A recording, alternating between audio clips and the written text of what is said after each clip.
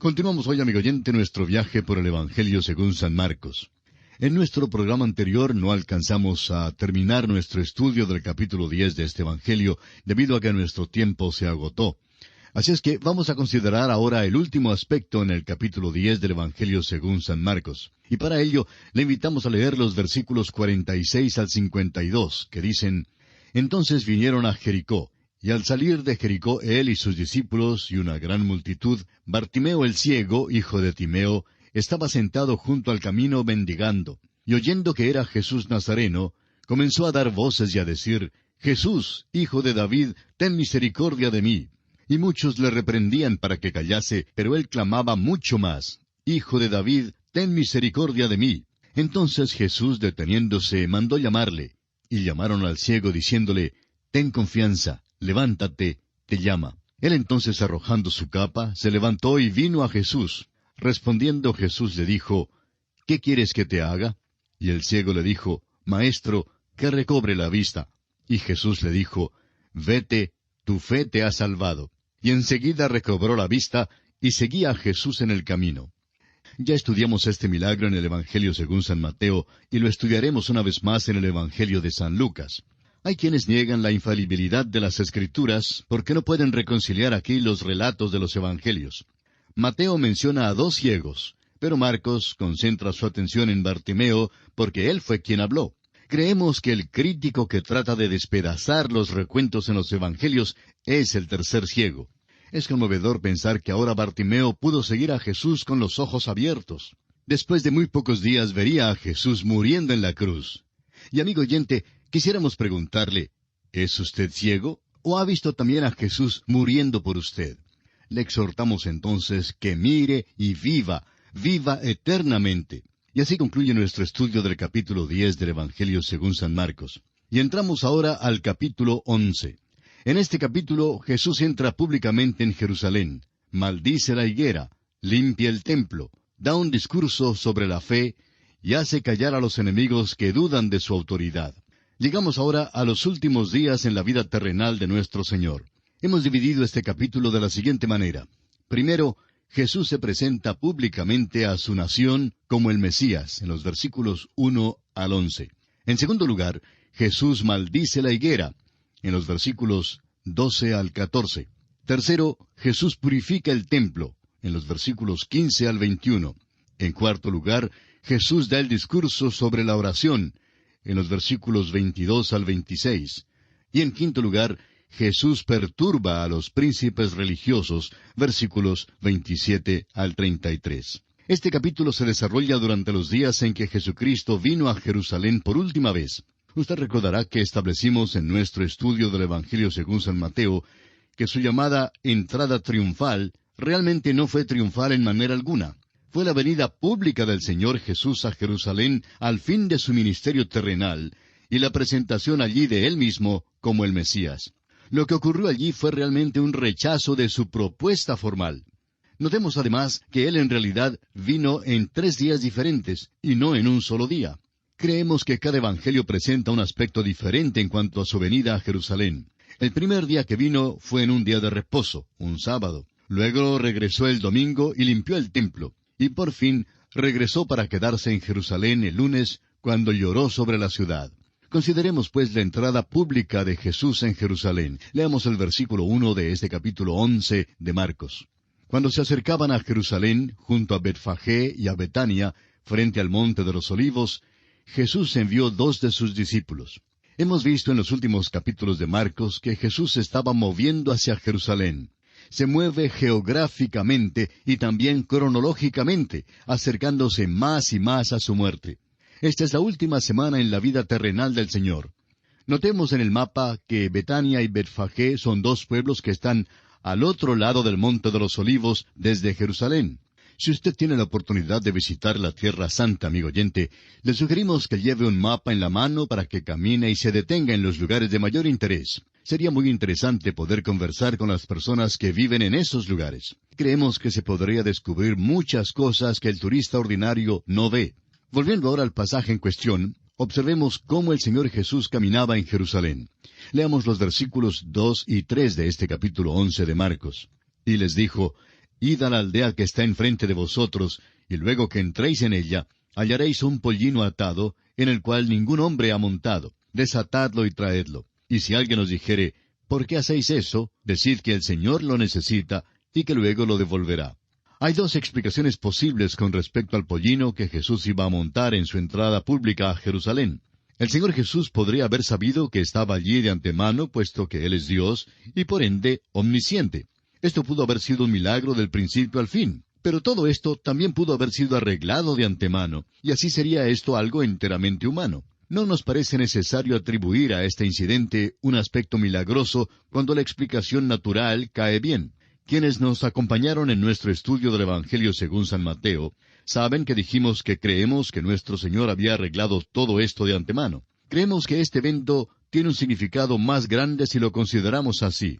Lo importante aquí que debemos notar es que Jesús hace respetar su autoridad. Note usted que les dijo que si alguien les preguntaba que por qué soltaban el pollino, debían decir que el Señor lo necesitaba. Eso es haciendo respetar su autoridad. Note usted también que mientras algunos conspiraban su muerte, este incidente reveló que había otros que le estaban obedeciendo. Había pues dos clases de personas. Y así ha ocurrido por más de 2000 años. Al seguir leyendo, notamos que entraron en el pueblo y hallaron las cosas exactamente como el Señor lo había dicho. Leamos ahora los versículos 4 al 6 de este capítulo 11 de Marcos. Fueron y hallaron el pollino atado afuera a la puerta, en el recodo del camino, y lo desataron. Y unos de los que estaban allí les dijeron, ¿qué hacéis desatando el pollino? Ellos entonces les dijeron como Jesús había mandado, y los dejaron. Note usted que simplemente siguen sus instrucciones y regresan con el pollino. Creemos que esto revela que había quienes eran sus verdaderos seguidores, que le obedecían, y al mismo tiempo que había otros que conspiraban para matarle. Comprobamos así entonces que es posible explicar este incidente del pollino a un nivel humano sin necesidad de considerarlo como un milagro. Leamos ahora los versículos 7 al 10 de este capítulo 11 de San Marcos. Y trajeron el pollino a Jesús, y echaron sobre él sus mantos, y se sentó sobre él. También muchos tendían sus mantos por el camino, y otros cortaban ramas de los árboles y las tendían por el camino. Y los que iban delante y los que venían detrás daban voces diciendo, Hosana, bendito el que viene en el nombre del Señor. Bendito el reino de nuestro padre David que viene. Hosana en las alturas. No estamos seguros que la entrada de Jesús causara la mejor impresión en los habitantes de Jerusalén. Estamos seguros que no habría causado una gran impresión en alguien que hubiese estado antes en Roma, cuando uno de los césares regresaba triunfante de alguna campaña militar. Se dice que traían tanto botín que los desfiles duraban hasta 2 o 3 días y noches, mientras los cautivos y el desfile seguían entrando en la ciudad. Esa sí que era una entrada triunfal. Pero en la entrada de Jesús a Jerusalén simplemente hubo unos pocos galileos, algunos aldeanos no muy grandiosos. Pero lo impresionante e importante aquí es que el Señor Jesús se ofrece públicamente. Vamos a leer el versículo 11. Y entró Jesús en Jerusalén y en el templo, y habiendo mirado alrededor todas las cosas, como ya anochecía, se fue a Betania con los 12. Hay dos cosas aquí que son importantes. La primera es que este fue el primer día que Jesús entró en Jerusalén. Evidentemente este era el día de reposo, y los cambistas y los bueyes no estaban allí. Llegó como el sacerdote y también como el sacrificio. Ha llegado como el gran sumo sacerdote para ofrecer el sacrificio que es aceptable a Dios por los pecados de todos nosotros. Y luego, note usted que no pasó la noche en Jerusalén, sino que regresó a Betania para pasar la noche allí. Jesús se había presentado ante la ciudad públicamente y estaba demandando una decisión. Hasta donde sabemos, Jesús no pasó ni una noche en la ciudad que le rechazó. Leamos los versículos 12 al 14 de este capítulo 11 de Marcos. Al día siguiente, cuando salieron de Betania, tuvo hambre.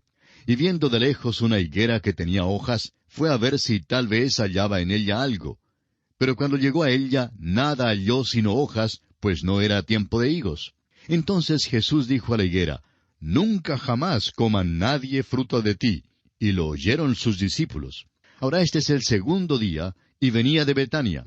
En este día fue cuando limpió el templo y maldijo la higuera. Este incidente con la higuera aparentemente insignificante ha causado ya mucha controversia.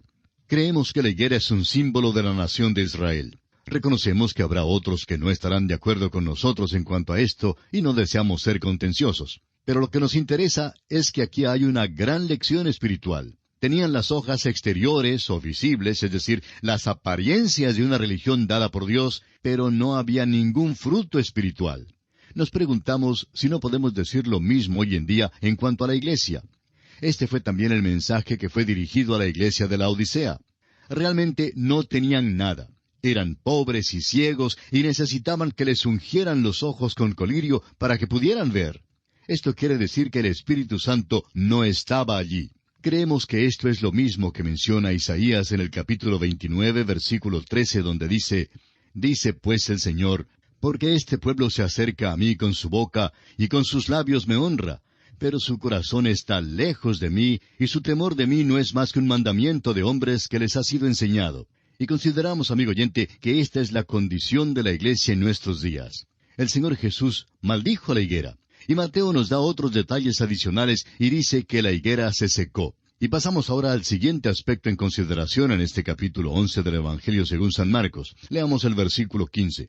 Vinieron pues a Jerusalén, y entrando Jesús en el templo, comenzó a echar fuera a los que vendían y compraban en el templo, y volcó las mesas de los cambistas y las sillas de los que vendían palomas. Vemos pues que fue en su segunda visita a Jerusalén que Jesús limpia el templo. El apóstol Juan nos dice que Jesús limpió el templo al principio de su ministerio, y ahora vemos que lo limpia una vez más al fin de su ministerio. No hay duda alguna que esto no tuvo lugar en el día de reposo, sino en el domingo. Los cambistas no estaban en el interior del templo. En realidad, tenían un lugar en el mercado de valores. Tenían un banco en el mercado de valores y estaban allí para que, cuando los extranjeros llegaran de otros países, pudieran cambiar sus monedas. Los extranjeros no podían usar la moneda del exterior, sino que necesitaban tener la moneda legal del templo. Cuando estos cambistas cambiaban el dinero, claro es que cobraban a los extranjeros un porcentaje. De cierto modo, esto se había organizado para servir, para un buen fin, pero las cosas llegaron a tal extremo que nuestro Señor dijo que el templo había llegado a ser una cueva de ladrones. Llegó a convertirse en un fraude sistematizado de la religión. Y encontramos que siempre existe el peligro en cualquier empresa cristiana.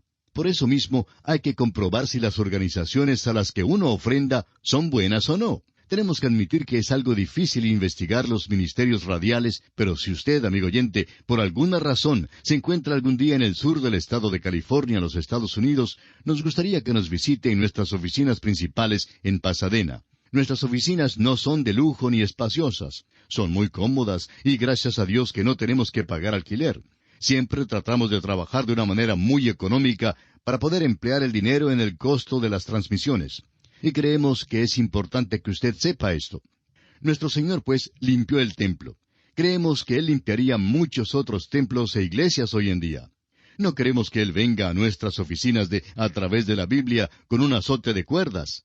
Sabemos que siempre hay cosas que deben ser desenmarañadas, y sin duda nosotros no somos una excepción. Pero esperamos sinceramente y creemos que estamos glorificando y honrando a nuestro Señor. Y llegamos ahora al tercer día, y también al siguiente aspecto en consideración en este capítulo 11 del Evangelio según San Marcos. Leamos los versículos 20 y 21. Y pasando por la mañana, vieron que la higuera se había secado desde las raíces. Entonces Pedro, acercándose, le dijo: «Maestro, mira, la higuera que maldijiste se ha secado». Esto hace que nuestro Señor dé su discurso sobre la oración. Los discípulos se maravillaron de la higuera, y esto da origen al discurso del Señor. Y es que la presentación pública de sí mismo como el Mesías no fue una entrada triunfal. Él fue rechazado, y no creemos que debamos usar el término triunfal, porque la verdad es que no es bíblico en ninguna manera. Espere usted hasta cuando algún día le vea llegando en las nubes, y los muertos en Cristo resucitarán primero. Luego nosotros, los que vivimos, los que hayamos quedado, seremos arrebatados juntamente con ellos.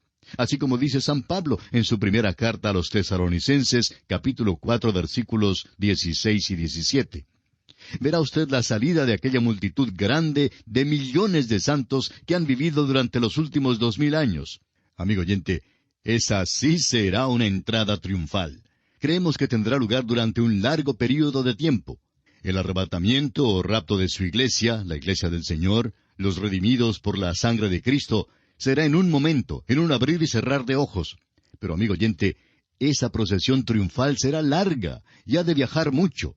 Él va a guiarla a un nuevo lugar, a una nueva creación. No será simplemente un viaje a la luna, sino a la nueva Jerusalén. ¡Qué cosa más gloriosa será aquella! Eso sí será triunfal.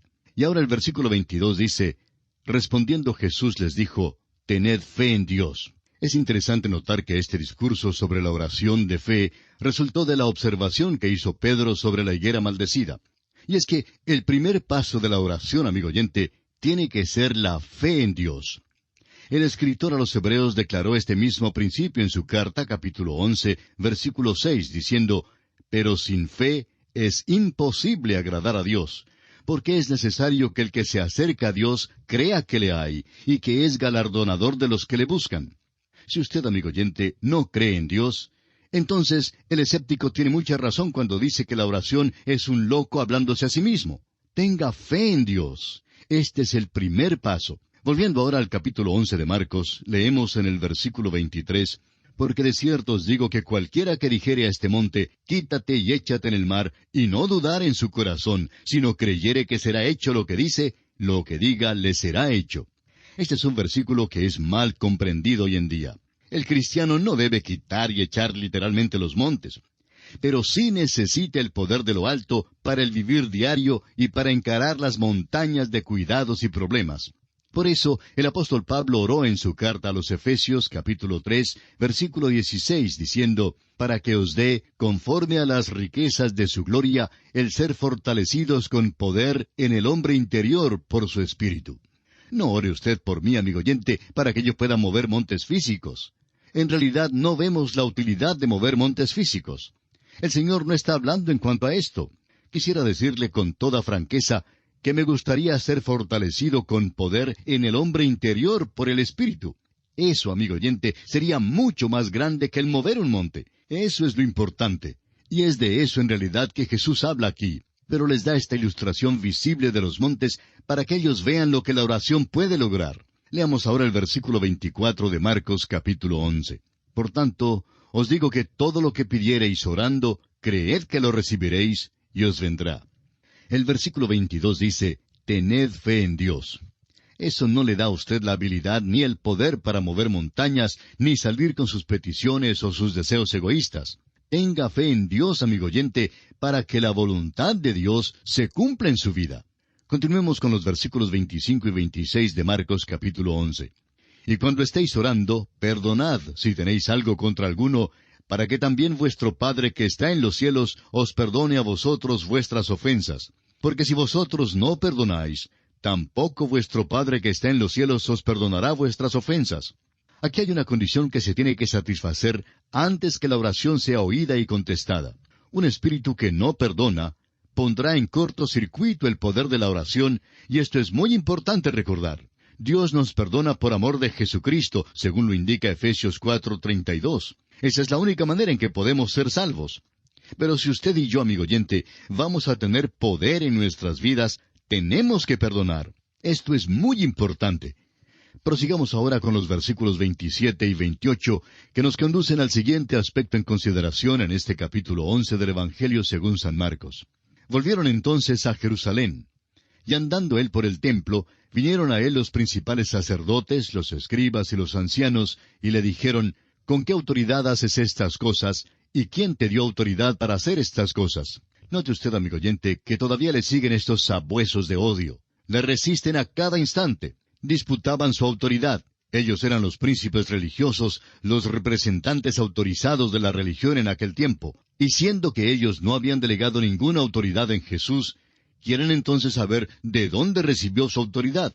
Leamos los versículos 29 y 30. Jesús respondiendo les dijo, os haré yo también una pregunta. Respondedme y os diré con qué autoridad hago estas cosas. ¿El bautismo de Juan era del cielo o de los hombres? Respondedme. Aquel ya era una buena pregunta a propósito. Pero la de Jesús fue una pregunta devastadora dirigida a los príncipes religiosos. El caso es que si ellos hubieran dicho que el bautismo de Juan era del cielo, entonces la conclusión obvia sería, pues, ¿por qué no le aceptaron? Por otra parte, si repudiaban a Juan, entonces tendrían que encarar el antagonismo del pueblo, porque el pueblo aceptaba a Juan como verdadero profeta de Dios. Luego en los versículos 31 hasta el 33 de este capítulo 11 de Marcos leemos: Entonces ellos discutían entre sí, diciendo: Si decimos del cielo, dirá, ¿por qué pues no le creísteis? Y si decimos de los hombres, pero temían al pueblo, pues todos tenían a Juan como un verdadero profeta. Así que, respondiendo, dijeron a Jesús: No sabemos. Entonces, respondiendo Jesús les dijo: Tampoco yo os digo con qué autoridad hago estas cosas. Estos líderes que creían que lo sabían todo, tuvieron que confesar su ignorancia. Tuvieron que evadir contestar la pregunta de Jesús. Puede arguirse que esto no dio a Jesús suficiente motivo para no contestar la pregunta de ellos. Pero, amigo oyente, ellos en realidad no buscaban ninguna respuesta, solo trataban de atraparle. No tenían ninguna intención de seguir sus enseñanzas, aun si Él les hubiera contestado. Jesús no les contesta porque Él no tiene intención alguna de caer en la trampa de ellos. Y esto para nosotros es una de las grandes pruebas de su deidad, su manera de tratar a sus enemigos. Recuerde, amigo oyente, que cuando los hombres y las mujeres vinieron al Señor con sus preguntas sinceras y como buscadores sinceros, recibieron una respuesta sincera y genuina de parte de Él. Y así concluye nuestro estudio del capítulo 11 del Evangelio según San Marcos. Será Dios mediante hasta nuestro próximo programa, amigo oyente. Es nuestra oración que el Señor le bendiga abundantemente.